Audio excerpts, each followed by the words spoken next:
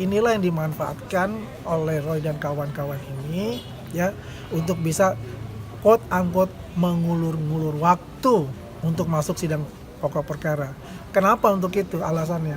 Alasannya segampang aja menurut saya. Dia adalah seorang pengecut.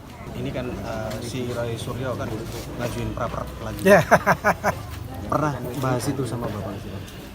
Saya kalau kita bahas sama beliau enggak, tapi kita berdiskusi lah dengan teman-teman dari lawyer siapa ya semuanya.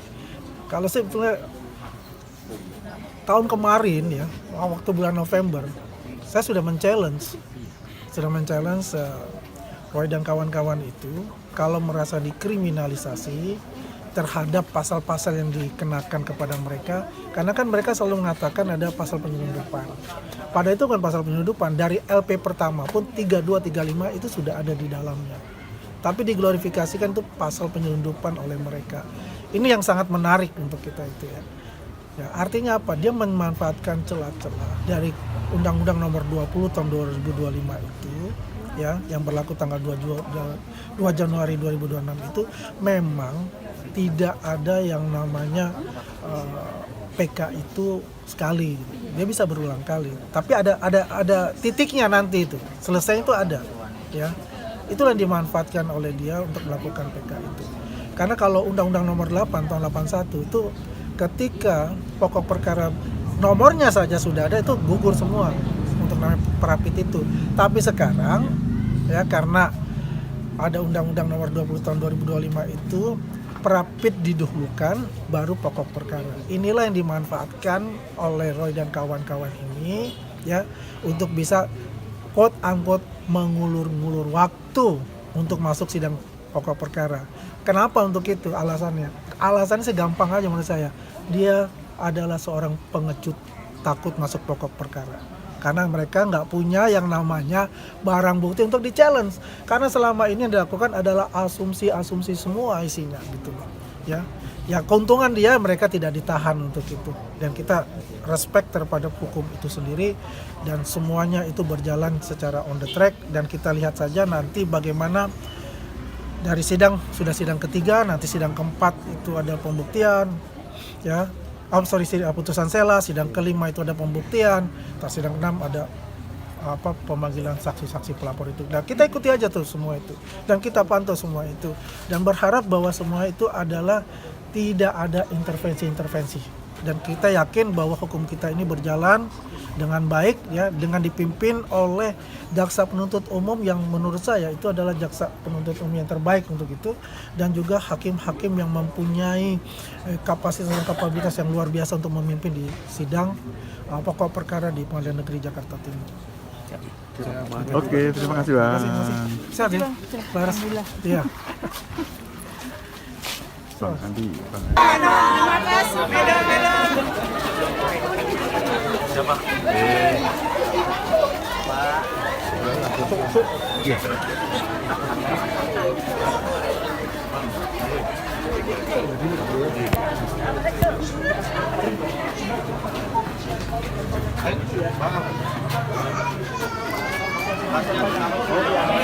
Kalian semua.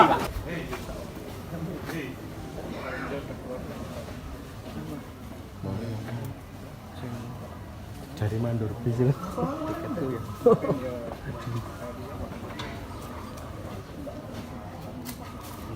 Iya, apa untuk kuliah? Sebelum mau dipakai sama dari manual desain sekarang.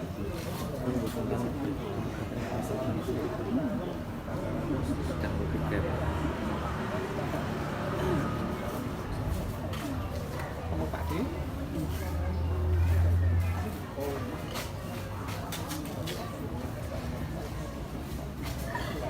Iya. Tapi dari sekolah.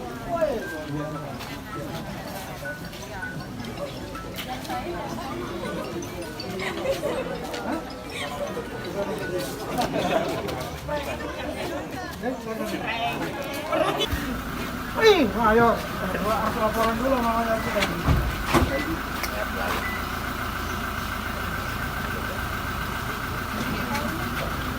Halo Bang. Bang.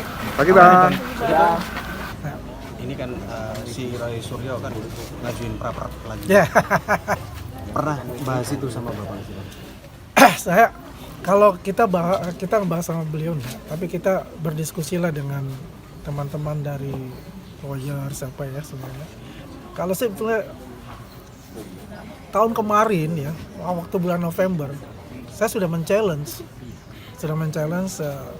Roy dan kawan-kawan itu kalau merasa dikriminalisasi terhadap pasal-pasal yang dikenakan kepada mereka, karena kan mereka selalu mengatakan ada pasal penyelundupan.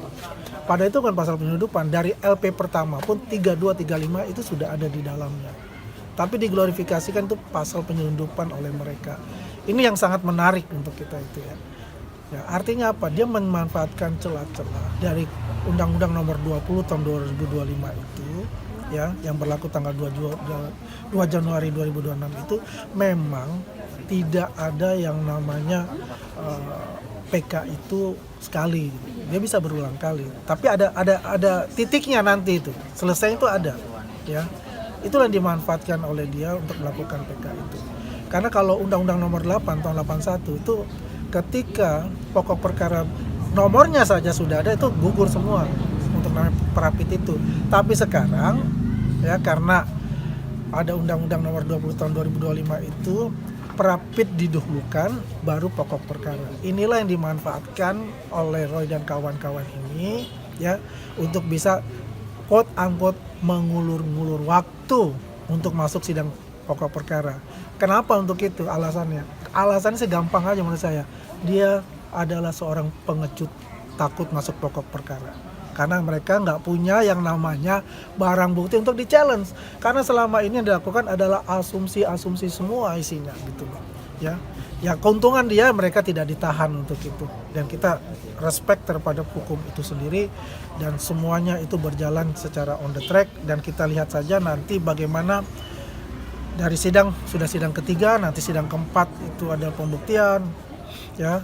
Putusan sela, sidang kelima itu ada pembuktian, sidang 6 ada pemanggilan saksi-saksi pelapor itu. Dan kita ikuti aja tuh semua itu dan kita pantau semua itu dan berharap bahwa semua itu adalah tidak ada intervensi-intervensi dan kita yakin bahwa hukum kita ini berjalan dengan baik ya, dengan dipimpin oleh jaksa penuntut umum yang menurut saya itu adalah jaksa penuntut umum yang terbaik untuk itu dan juga hakim-hakim yang mempunyai kapasitas dan kapabilitas yang luar biasa untuk memimpin di sidang pokok perkara di Pengadilan Negeri Jakarta Timur.